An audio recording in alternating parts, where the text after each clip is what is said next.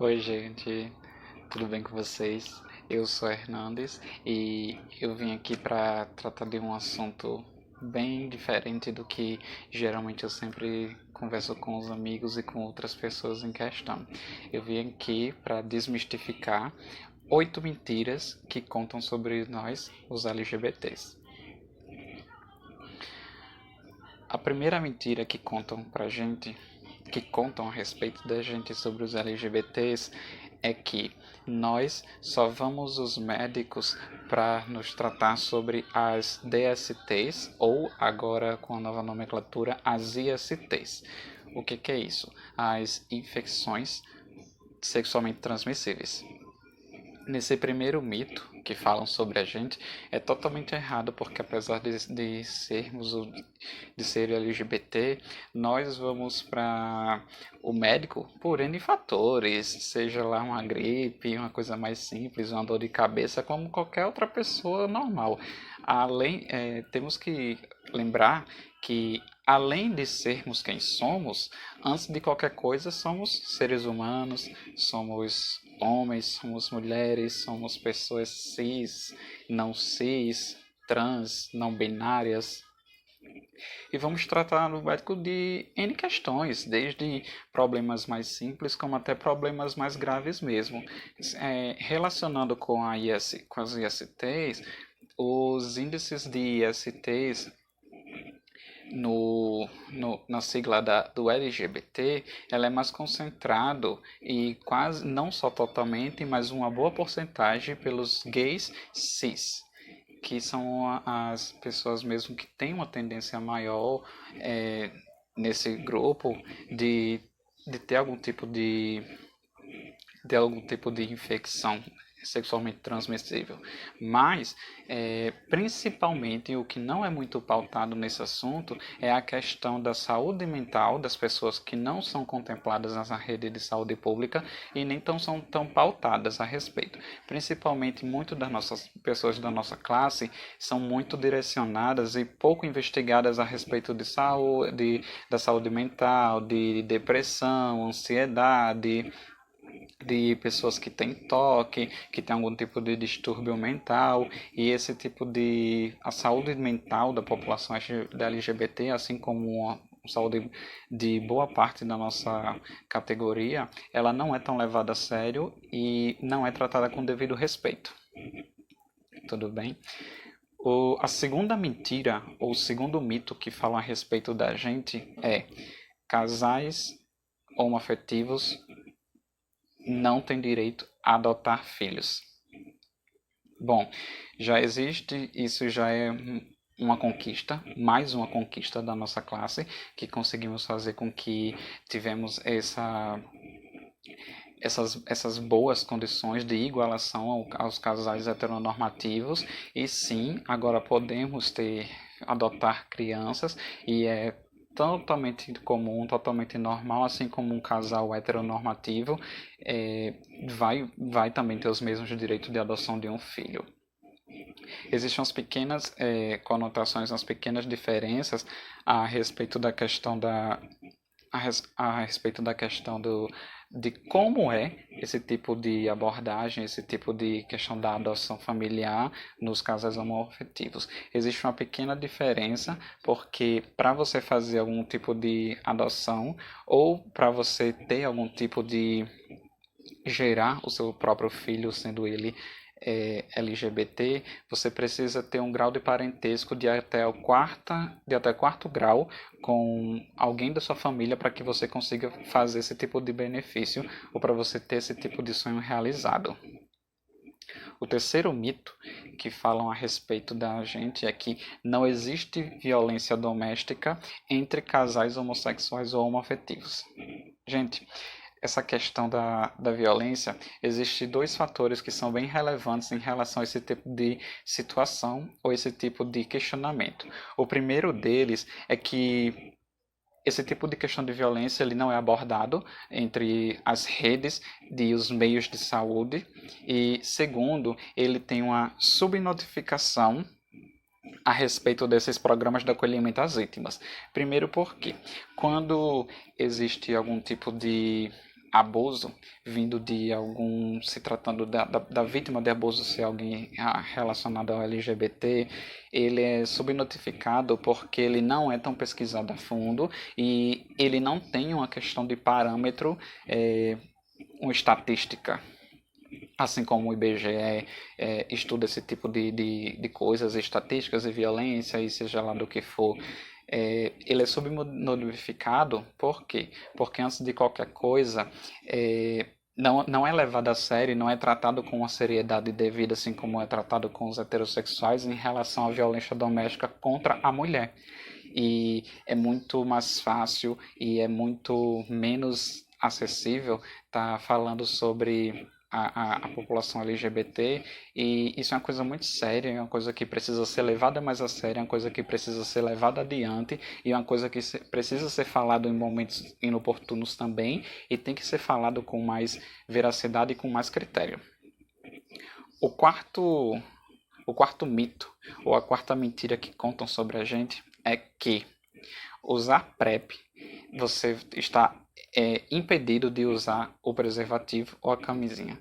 Isso está totalmente errado. A questão do PrEP é um medicamento de pré-exposição e profilaxia. O que isso quer dizer?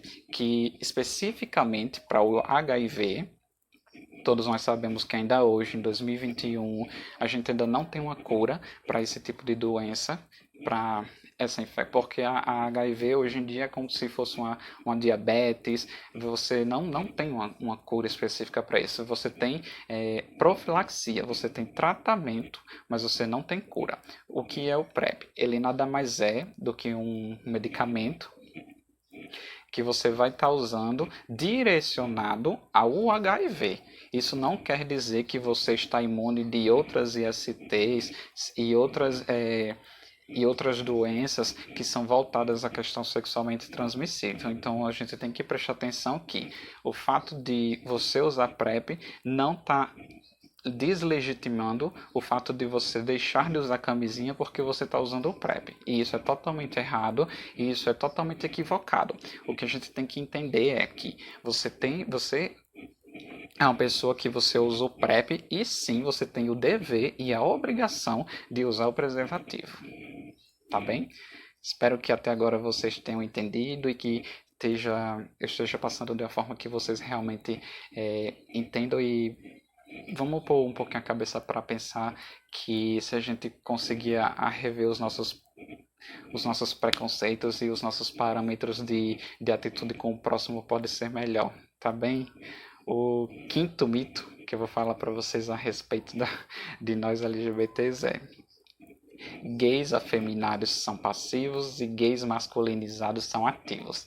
Gente, isso é uma questão de estereótipo e que a sua performance sexual ela não está relacionada com a sua questão de gênero. O que eu quero dizer é que não é porque você é afeminado que automaticamente a sua performance sexual na cama vai ser de uma questão de submisso ou passividade. Isso é totalmente diferente. A questão de gênero ela está diretamente oposta à questão da sexualidade. Inclusive, se vocês quiserem, pode deixar aqui embaixo os comentários que eu possa fazer um vídeo mais detalhado para vocês, a questão só de sexualidade, identidade de gênero e sexualidade. Porque é uma coisa muito simples a gente entender que não julgue o livro pela capa. É basicamente a gente entender que não é porque eu sou ativo ou porque eu sou passivo, eu vou ser automaticamente correlacionado às minhas características físicas ou psicológicas. O que isso quer dizer que não é porque eu sou afeminado que eu sou já diretamente ligado a ser passivo ou ter a performance de ser passivo na cama, e porque eu sou masculinizado eu vou ser automaticamente ativo e realizar esse tipo de performance na cama. O próximo mito que eu tenho para falar para vocês é que a questão de os gays não são machistas e misóginos.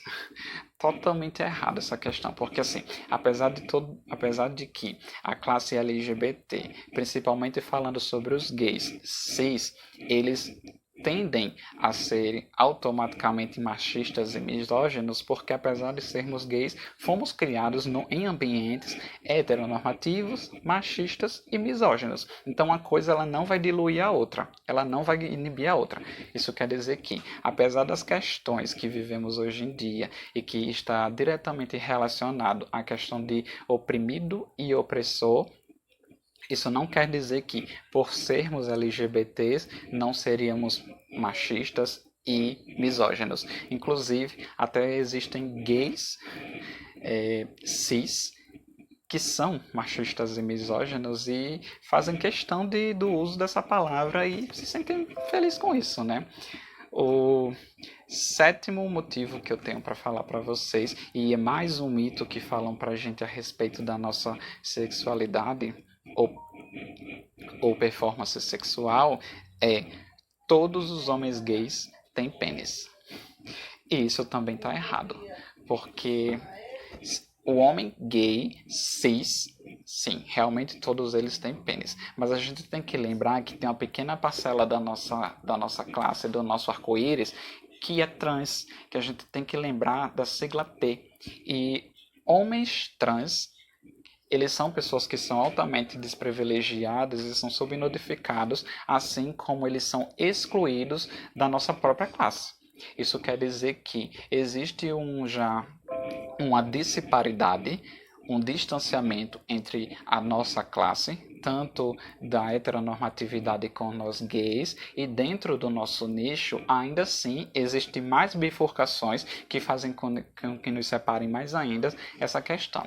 Então, sim, todos os homens gays cis têm pênis, mas os homens gays que são trans, eles não têm pênis. E outra, a questão da transexualidade masculina, não existe também uma correlatividade com o seu desempenho sexual. Então, se você vê um homem trans na rua, não necessariamente ele vai ser gay. Ele simplesmente pode ser um homem trans. Tá bem entendido até aí? E o nosso último mito a respeito de 8 mitos ou 8 mentiras que contam sobre a gente é: somos identificados por características femininas. Quer dizer que, por termos uma variação, ou trejeitos, ou modo de olhar, de se comportar, de se vestir, isso vai estar correlacionado diretamente com a nossa performance sexual. Isso é mais um mito, isso é mais uma mentira. Por sermos contemplados